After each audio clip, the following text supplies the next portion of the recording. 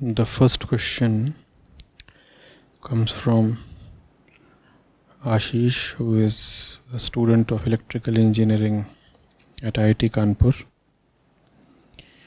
And he says, in any scientific experiment, there is a subject and an object. The subject is biased due to his conditioning. We see many scientific studies contradicting each other as they are reported by scientists having different conditionings. Then there is little difference between science and faith, as both are subjective.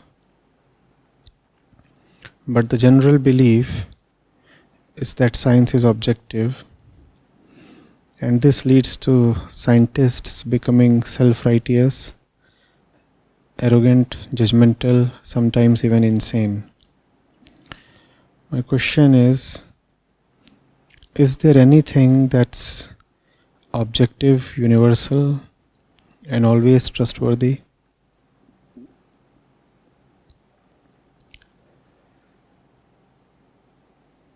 Ashish, the relationship between the subject and the object needs to be understood.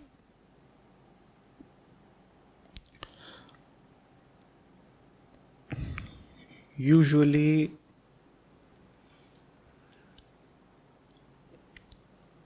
the subject operates in its lowest state, and that lowest state of the subject or of the consciousness of the subject you could call as belief or superstition. What happens in this state? The subject sees an object. The subject sees an object, and the subject certifies that the object definitely, absolutely does exist because the subject is seeing it. In other words, the subject is taking his own perception as absolute. The subject is saying, I am seeing that object, and that object exists, and that is absolutely certain because I am seeing the object. Things don't stop here. The subject goes on to say that whatever the subject perceives about the object, whatever the subject even feels or imagines about the object, is bound to be true and is therefore not available to investigation. This is the lowest state of the relationship between the subject and the object. This relationship is called consciousness. This is the lowest state of consciousness. You're looking at an object, and looking at that object, you get certain ideas about that object, or those ideas about that object have come to you from tradition, or stuff that you have read from somewhere, or stuff that you have somehow cooked up or concocted. And whatsoever is your idea regarding the object, you are placing absolute certainty in it. You're saying there is no need to inquire, there is no need to experiment. The thing is this way because I feel it is this way. So let's say you are looking at water.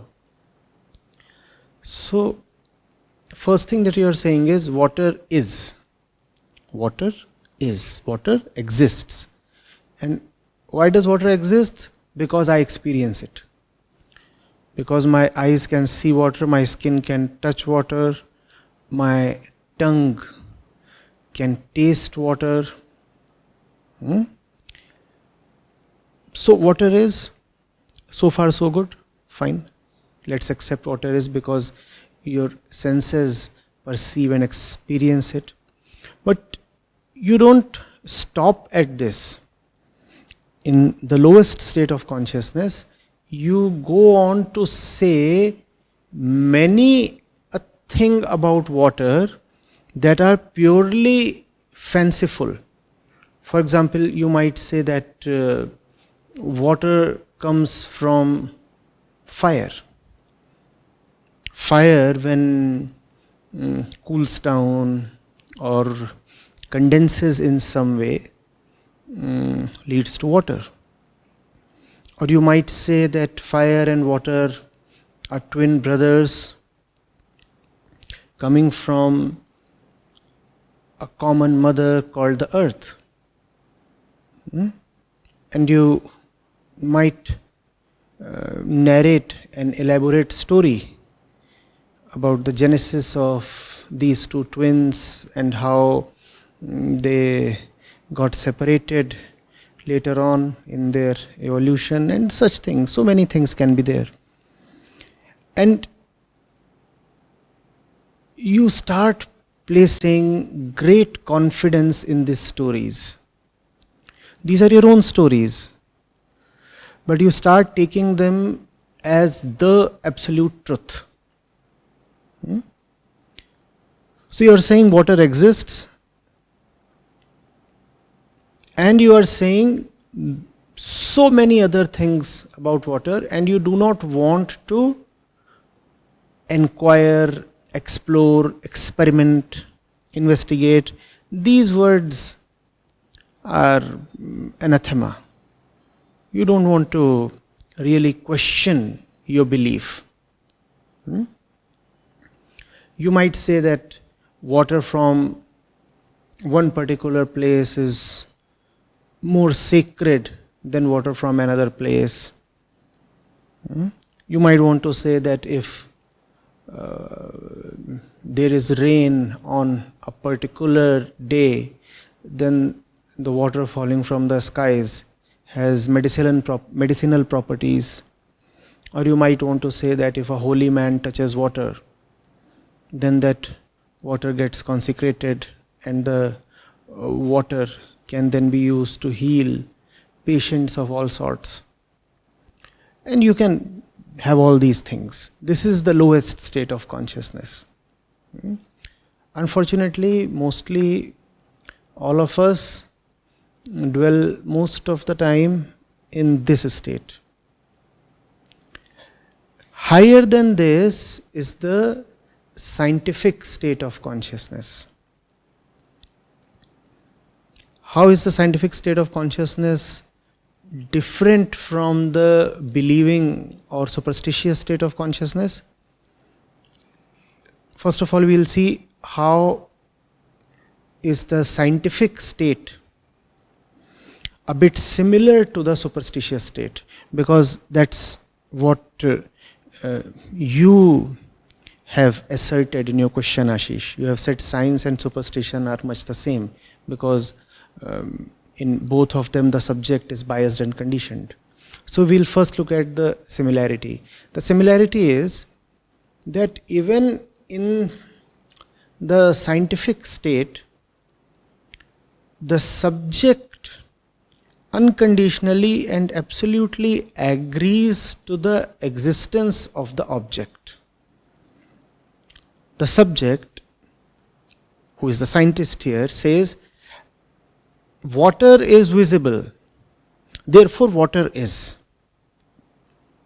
And this was something the observer or the subject in the lowest state too was averring.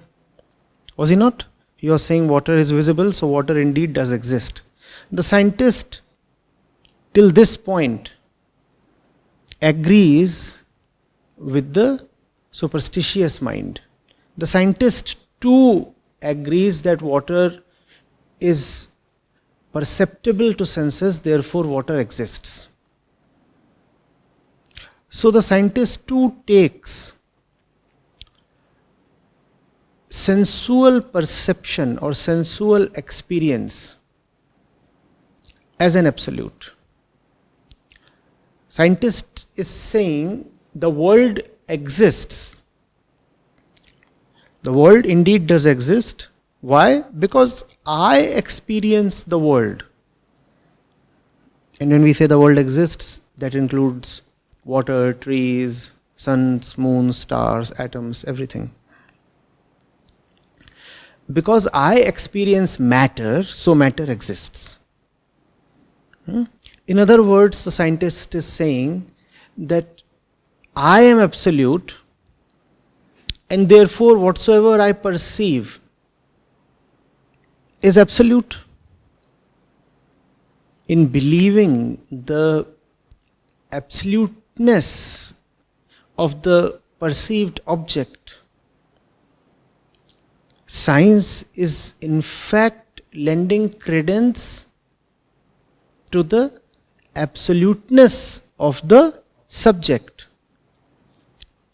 The water exists because I am ratifying that water exists. And if I am ratifying with my eyes, with my mind that water exists, water has to exist. In other words, this is not so much of a certainty in the existence of water as it is certainty in the absolute infallibility of sensual experience. I am experiencing water, so water has to be there. But beyond this point, science does not allow the subject to have a free run. Right? Beyond this point, science will not admit the fancies of the subject. So water exists, but if you will say, well, water has a lot of nitrogen in it, then science will just not take the assertion of the subject on face value. Science will say, fine, you are claiming that water has a lot of carbon or nitrogen in it. We'll check, we'll experiment. Now here science gains superiority on superstition, because the superstitious mind is not only saying that water exists, but is also saying a lot of other things about the existence of water. It is those other things that the scientific mind is not at all willing to admit. The scientific mind now relies purely on experimentation. Once it has admitted that water exists, now it would rely on experimentation. It would say, what I am producing as a result must be verifiable by another person. It must be falsifiable. So there is honesty and authenticity in the scientific method compared to the method of the superstitious mind or consciousness. Are you getting it? So you see, there is similarity between the scientific mind and the superstitious mind. What is the similarity? The similarity is that they both posit faith in the existence of matter, in the existence of the object. To that extent they are similar. Yet there is a great dissimilarity also. The great dissimilarity is that the superstitious mind will say, well, water has memory. Or water has such property, this feature, that attribute, lot of other things can be said about water. No? Who can stop imagination from running wild? You can say anything. And you can say anything, especially if what you are saying is never going to be checked or verified. In science, such wild and unfounded claims are not allowed. They are not even disallowed. They are just checked. You can claim anything, fine. But if you will claim something, it will be checked. It will be passed through a grueling process of authentication. That's the scientific way. So, in that sense, science differs greatly from superstition. Then comes something that is higher than science, and that is faith. Now, what is this state of consciousness called faith? You see, in both superstition and science, the subject has been taken as an absolute. It has been assumed that the subject indeed is. And who is assuming this? Obviously the subject himself. So the subject is taking himself as the certainty, as an absolute, and therefore as the truth. I am, and we will not question this. We won't investigate this. So the subject is the center of the consciousness of both the believing mind and the scientific mind. The faithful mind has no such center. When the subject is the center, then it is that center that is commonly called as the ego. So superstition and science both operate from an inner place called the ego.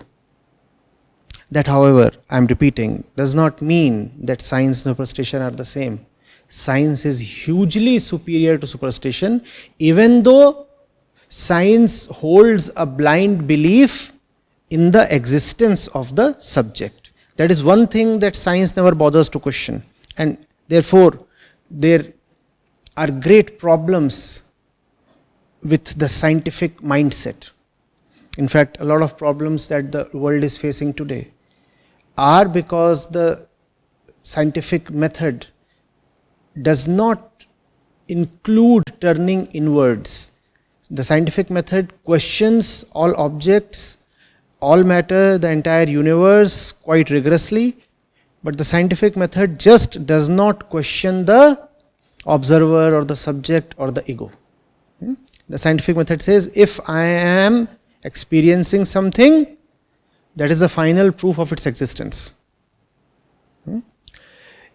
However, the higher state of consciousness, faith, looks at the subject as well and says, how am I so sure that I am? How am I so sure? Should I not first look at myself? The more faith looks at itself, the more it finds itself unreliable. And if something is unreliable, if something has been assembled bits and pieces from here and there, how can it be an absolute? Therefore, the higher state of consciousness refuses to take the subject as an absolute. It says, no, the subject is not an absolute. There has to be something higher than the subject, because this subject is all conditioned, as you are saying in your question, Ashish. This subject is so very conditioned. This subject has no authenticity, nothing original about itself. Everything about the subject is coming from here and there. The subject looks at the object influences the subject. Some part of the subject's consciousness comes from its genetic origins. Some part comes from the experiences it has had during its lifetime. How can this kind of an assembled subject be called an absolute? Therefore, faith starts looking for something that is higher than the subject.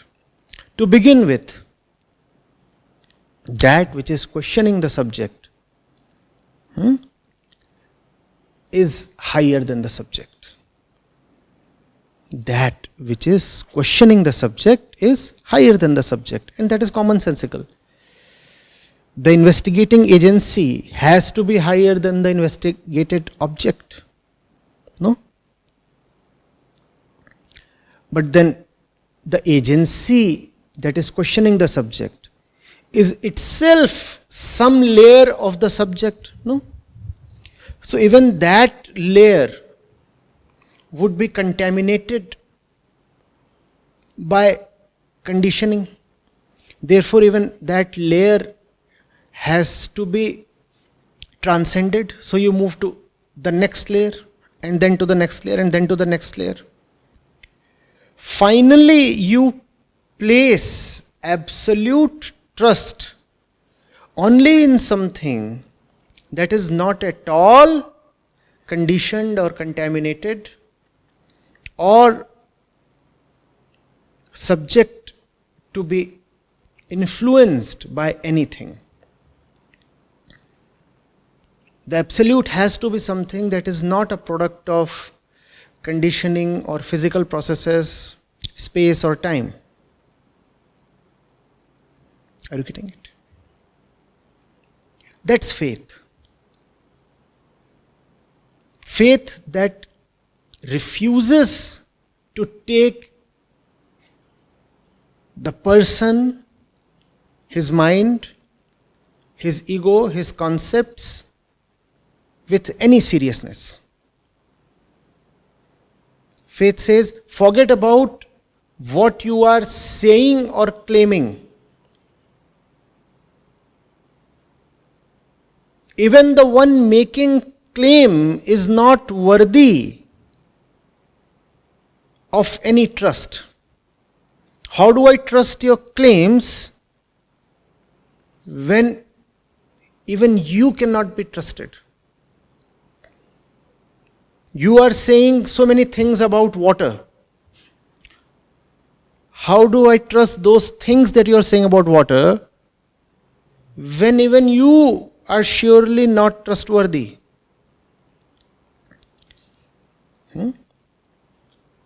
So you see, the believing mind lives in stories, imaginations. The scientific mind dismisses all stories, all imaginations, but one. That's the limit of science. Science does not admit any subjective stories, any imaginations, any fancies. But one story sneaks in through the iron gate of science. That iron gate is meant to defend against all subjective bias. But still, one fundamental bias manages to sneak in. What is that one fundamental bias? The world does exist. That story science never bothers to question. And why does science easily admit that the world does exist? Because the one making the claim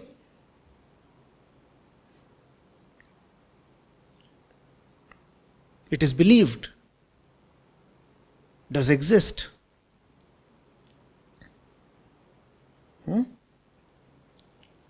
So out of the 100 things, science questions 99. What is that one thing that science does not question? The self. And then comes the higher state of consciousness in which everything is questioned and dismissed. Even the questioner is then questioned and dismissed. Finally, there is nobody left to question anything or dismiss anything. Then there is just the absolute, and that is faith. Faith, therefore, sits over this entire game of duality, the dualistic consciousness involving the subject and the object, looks at it and knows fully well that it's just a game. It's a game in which everything is relative to something else. Therefore, nothing is fully trustworthy here.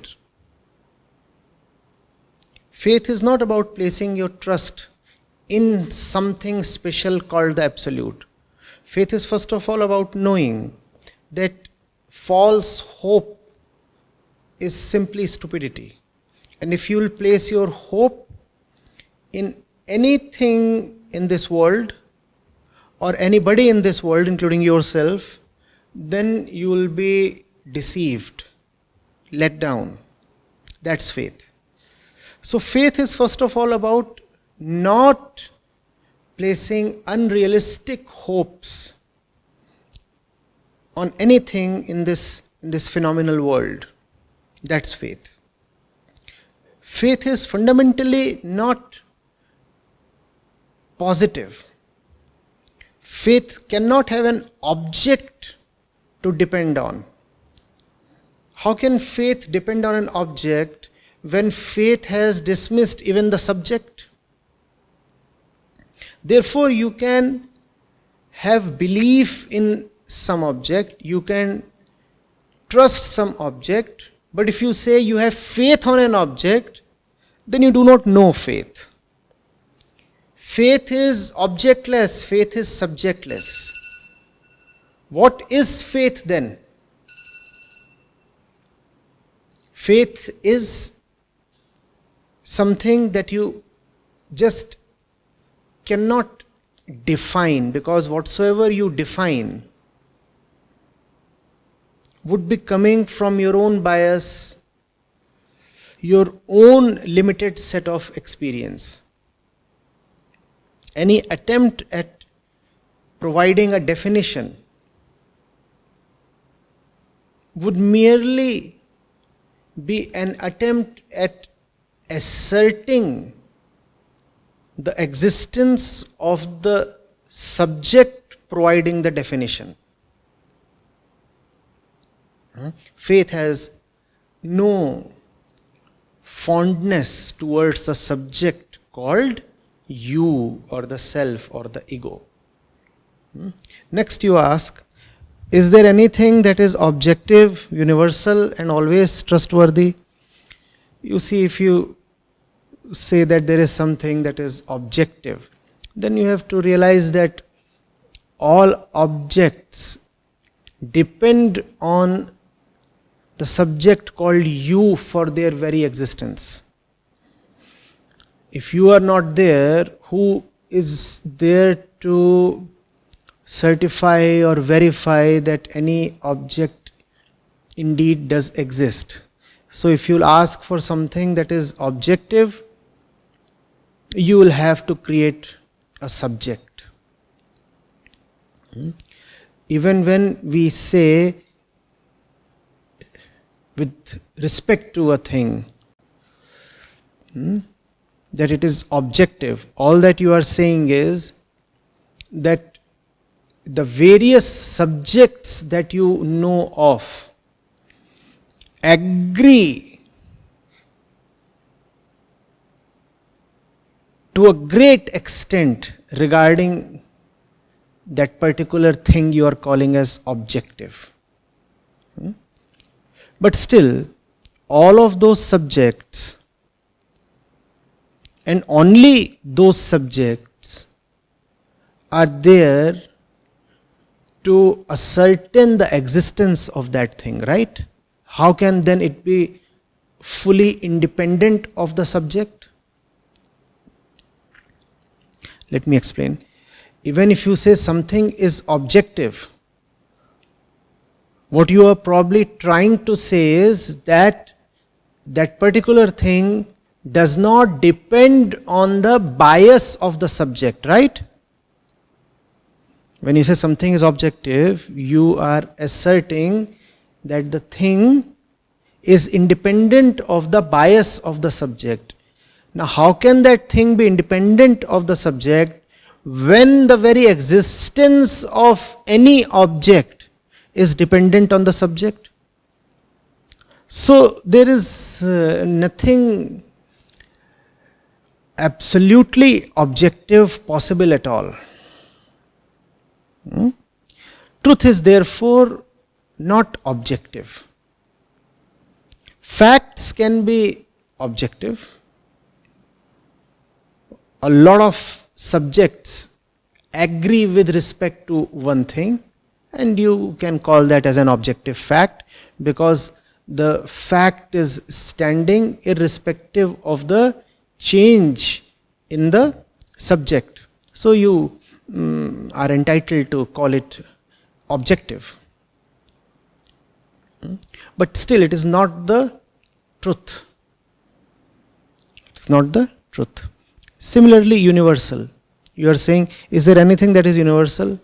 Well, yes, there are things that are universal, but who perceives the universe? The person. Therefore, whatsoever is universal is actually and firstly personal.